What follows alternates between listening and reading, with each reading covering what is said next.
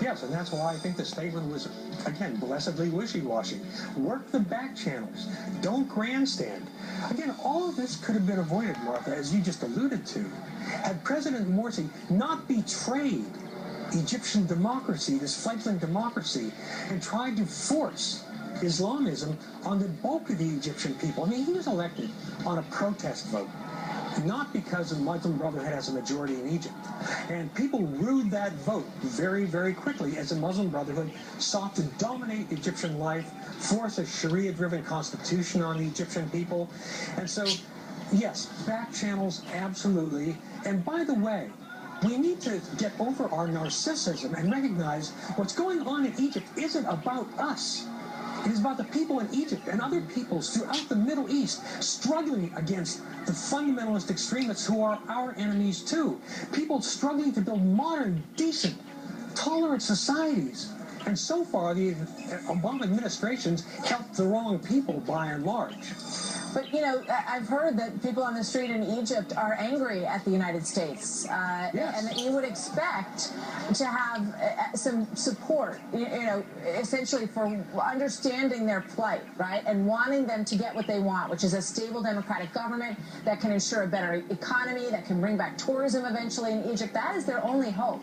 What can we do, if anything, at this point, to at least show our strength, show our support for what the people of Egypt stand for? Well, we need to avoid knee-jerk reactions. I mean, you're absolutely right, Martha. The White House, this administration, managed the near miracle of alienating every faction in Egyptian society. First supporting Morsi against the freedom demonstrators, then belatedly switching to the freedom demonstrators, behind the army, not behind the army.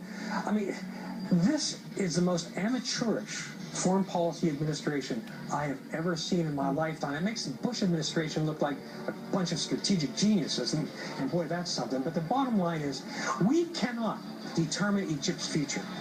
The Egyptian people have to determine that. We can only play on the margins, and we should try to play constructively and not automatically assume, ooh, military bad, peaceful protesters happen to be thugs good.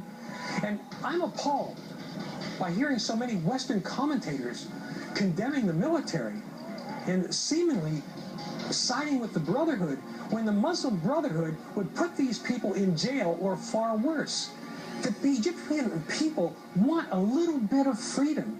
The Muslim Brotherhood came to power and tried to take that little bit of hard-won freedom away, and now you're seeing the reaction. Again, I don't like military coups, but the real coup was what Morsi and the Muslim Brotherhood did to that fledgling Egyptian democracy. We need to get our priorities straight, and our priority should be on the side of modernity, tolerance, progress, economic growth, decency, not on the side of bigoted, medieval, primitive, hate-filled religion directed against peaceful Muslims above all, because we should also remember that the victims of radical, fanatical Islam have overwhelmingly been decent, everyday Muslims.